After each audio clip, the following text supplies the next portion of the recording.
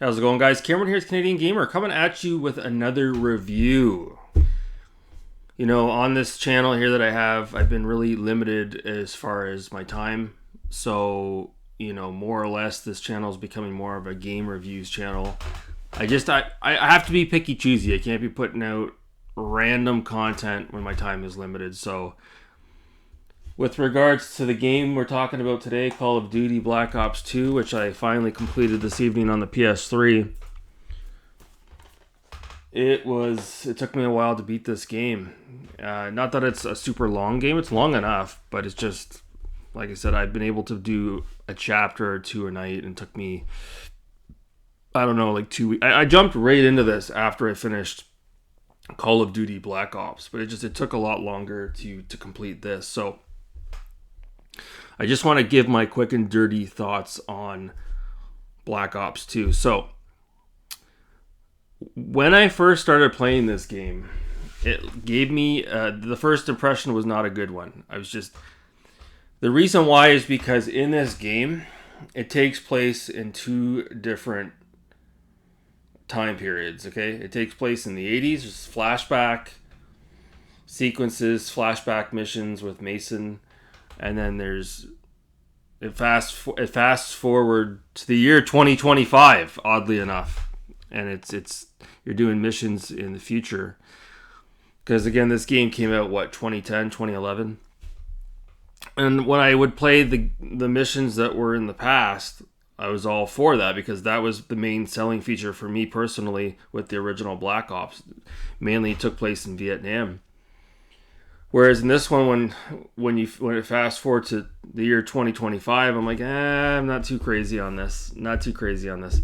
However, halfway through this game, things really start to pick up, specifically with regards to the storyline. And you're trying to hunt down this guy, Raul Menendez. And I won't talk too much about the story here. Those of you who have played it, you know what I'm talking about. And it gets really interesting.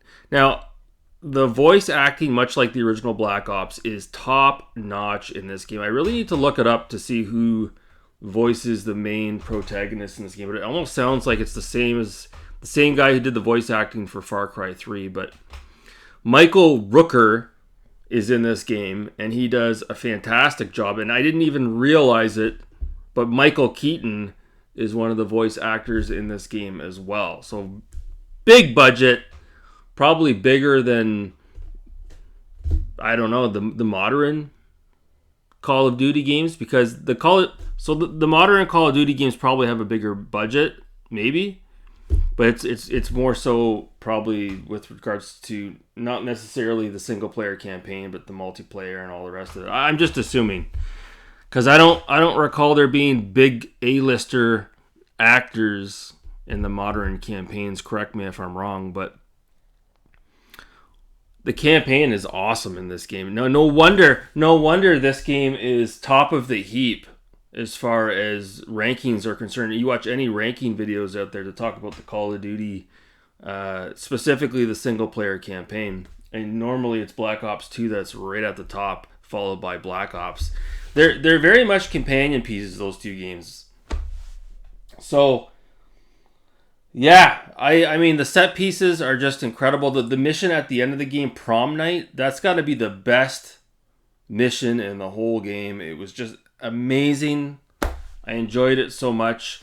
There's one mission where you're following Menendez, and he doesn't know that you're trying to kill him. You're undercover, and then he shoots a plane down, and Michael Rooker, they pull him out of the plane.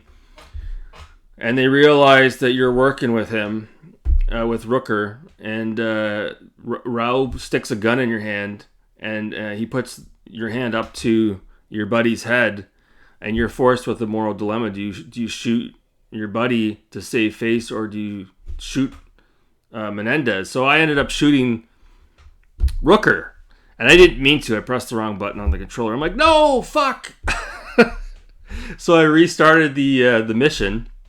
And it picked up right at the last checkpoint, and I went back through it again, and I ended up trying to shoot Menendez, but you're not able to. The gun's pulled away. I'm not going to get into it here. You guys Again, if you've played it, you know what I'm talking about.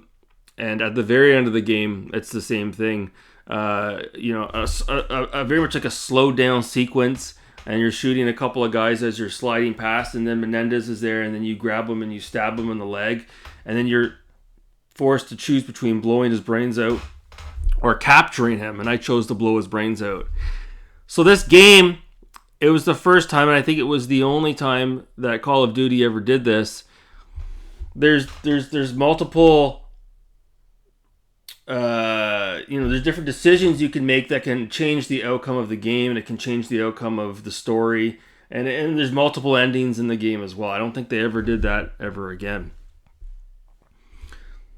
The soundtrack is really good in the game. The opening theme was actually done by Trent Reznor of Nine Inch Nails. So again, like I said, big budget with Black Ops 2. I really don't have anything negative to say about it. The only thing I will say is there's two things about this game. It's the exact same things that bug me about Black Ops, the original.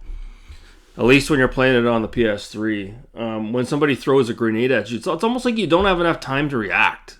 The screen flashes that there's a grenade and it's telling you to throw it back, and before you can even react, you die. And it's like, oh, you didn't react fast enough, you didn't throw it back, blah, blah, blah, blah. Just a minor little nitpick, right? And then with the PlayStation 3 controller, I don't know what it is. It was like this on the original Black Ops as well, but like when you want to run, it's a pain in the ass. It's like you have to push down and click the thumbstick. You have to click it and then push up, and then he'll run. You can't just run like you would in any other first-person shooter. I didn't fool around with the zombie maps. I'm pretty sure it is in this game, but I didn't really fool around with it because I didn't like it in the original Black Ops. This one has a Nuketown 2025 DLC. I don't know if it's already been redeemed. I have no idea. But all that being said, it was very memorable. Again, I'm very new to the Call of Duty franchise, right? I've only played Cold War, Black Ops, and Black Ops 2. So I don't know if Call of Duty 3 is any good. I think that one takes place in the future. I'm not too sure. Now, I actually picked up, I've got it here to show you guys. I finally picked up a copy the other day at Valley Village in Ottawa here. I picked up Call of Duty 4 Modern Warfare. Now, a lot of you out there, a lot of you would say this is the best Call of Duty game out of them all. I haven't played it, so we'll see. I don't know if I'm going to jump into this next. Funny, there's a Game City sticker on there. I don't know if I'm going to jump into it next. I kind of want to give the Call of Duty games a little bit of a rest. I do have Modern Warfare 2 as well, Steelbook. And I've got Modern Warfare 3, Steelbook. So yeah, Black Ops 2, I don't think it's going to get much better than that. That was an awesome story. Menendez is an awesome villain. I really enjoyed it. I had a lot of fun playing it. I really did. And what a great game to chip away at over a couple of nights. You know what I mean? Just go in, play a couple of missions, put it down, come back to it. It's the perfect game for that, right? Sometimes I don't feel like jumping into a Red Dead Redemption 2 or a Cyberpunk 2077 or an Oblivion. I just don't have it in me. I don't. When you're busy during the day and you have limited time at night, it is very difficult to get into an open world game, especially at my age. It's one thing when you're in high school or college and you've got all the time in the world, but like once you get to be a little bit older and your time is limited, I totally get where a lot of you guys are coming from when you say you don't have a lot of time to play these massive magnum opuses and you're looking for these sort of bite-sized experiences. And for me, I get it. This isn't a very long game, but man, it took me 2 weeks to beat it. So, I mean, it depends on how limited you are on time, right? But yeah, I would actually say Black Ops 2 is better than Black Ops 1. I can't believe I'm saying that because I really loved Black Ops, the original. But I would put Black Ops 2 just a little bit above the original Black Ops. The story was probably better. The gameplay is better. The graphics are better. Everything is better than the original Black Ops. So, yeah, it was fucking awesome. I really enjoyed it. I really did. So, again, not much of a review, just more or less the final thoughts on the game. Yeah, awesome stuff, you guys that have been ranting and raving and glowing about this game. And here I am all these years later, and I'm playing it in 2025. How crazy is that? The game takes place in 2025, and I'm playing it in 2025. 2025.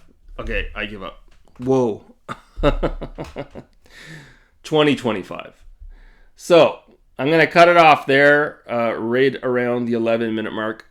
What I'm going to do tonight is I'm going to take a look at my backlog, and I'm going to see what needs to be tackled next. I'm not quite sure. So, I will keep you guys up to date as soon as I decide what game I'm going to play next. Anyways, that's going to do it for this video. Thanks so much for watching, guys. Have a good night.